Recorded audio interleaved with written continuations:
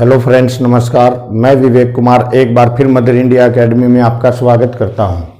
आज हम हिस्ट्री का मध्यकालीन भारत जो भाग है वो कर रहे हैं। इसकी समय अवधि रहेगी 712 से 1707 ईस्वी तक। तो 1707 ईस्वी में औरंगजेब की मृत्यु के साथ ही मध्यकालीन भारत हमारा समाप्त हो जाएगा और 712 में अरबी आक्रमण हुआ था ये मोहम्मद कासिम का, तो उससे संबंधित रहेगा। लेकिन उससे पहले हम बताते हैं कि भाई इसके अंदर एक इस्लाम धर्म आया था और वो किस प्रकार से इसके अंदर मतलब फैला भाई। तो सबसे पहले देखिए इस्लाम धर्म होता क्या है। इस्लाम धर्म का अर्थ है पवित्रता और विनम्रता। इस धर्म के अनुयायी जो थे वो क्या कहलाए, वो मुस्लिम कहलाए। जिनका ईमान पुख्ता होता है उनको मुस्लिम कहते हैं। इनके प्रवर्तक जो है वो मोहम्मद साहब पैगंबर रहेंगे भाई, ठीक है। जो इस्लाम धर्म है उसके प्रवर्तक या संस्थापक कौन रहेंगे, मोहम्मद साहब पैगंबर। उनके पिता का नाम था अब्दुल्ला, उनकी माता का नाम था अमीना, उनकी पत्नी का नाम था खाजिदा, उनकी पुत्री का नाम था फातिमा और फातिमा का विवाह हुआ था अली से, तो इनका दामाद होगा अली भाई। फिर इनका जन्म 570 ईस्वी में हुआ था और इनको ज्ञान की प्राप्ति 610 ईस्वी में हीरा नामक पहाड़ी पर हुआ और 622 ईस्वी में इन्होंने हिजरी संवत चलाया था और हिजरी संवत चला तो इनका जन्म तो मक्का में हुआ था। इसीलिए मुस्लिम क्या है, हज के लिए कहाँ जाते हैं, हज के लिए मक्का जाते हैं भाई। लेकिन जब इन्होंने हिजरी संवत चलाया तो उसके बाद ये कहाँ चले गए थे, मदीना चले गए थे, जो कि सऊदी अरब में रहेगा भाई, ठीक है।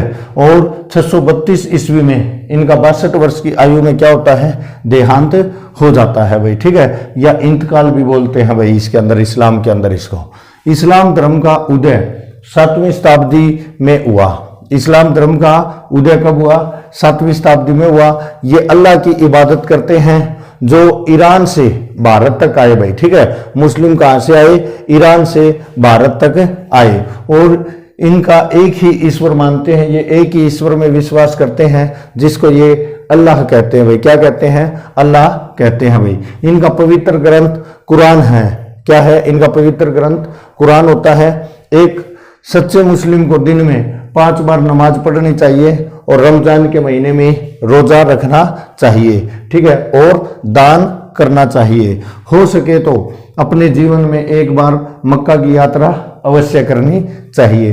पैगंबर साहब की मृत्यु के बाद इनके अनुयायियों में मतभेद आ जाते हैं और ये 2 भागों में बढ़ जाते हैं जो शिया और सुन्नी कहलाए भाई, ठीक है। अब इनके नजदीकी या रिश्तेदार को नेतृत्व दिया गया भाई, ठीक है। इनके बाद इस धर्म का नेतृत्व किसको दिया गया, इनके रिश्तेदार या जो भी इनका खून का रिश्ता है उनको दिया गया और उनको खलीफा नाम से जाना जाने लगा भाई, ठीक है। तो खलीफा क्या होता है, मुस्लिमों के धार्मिक गुरु को खलीफा कहा जाता है, जो कि धार्मिक पद होता था भाई। क्या होता था, धार्मिक पद होता था। लेकिन आने वाले समय में धीरे धीरे ये क्या है, राजनीति के अंदर भी हस्तक्षेप करने लगे और ये राजनीतिक पद भी बन गया भाई, ठीक है। और इनका मतलब क्या टारगेट था कि आप अलग अलग जगह जाइए और इस्लाम धर्म का मतलब क्या है, प्रचार प्रसार कीजिए भाई, ठीक है। तो राजनीतिक पद बन गया। 632 से 661 तक 4 खलीफाओं का वर्णन मिलता है। Number 1 Abu Bakr, number 2 Ali, number 3 Umar, number 4 Usman. फिर जो 2 भागों में बटे थे शिया तो कहने लग गए कि भाई पैगंबर साहब का जो खून का रिश्ता होता है ना वही खलीफा बन सकता है भाई, ठीक है। इनमें से जैसे अली और ये मुवैयाद जो है ये रहेंगे।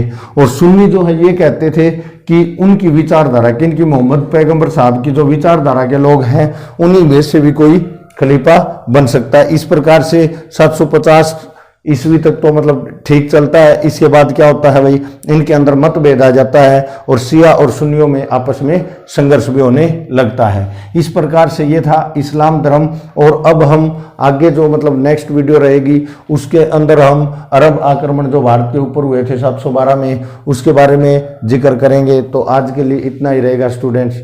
Thank you. जय हिंद, जय भारत।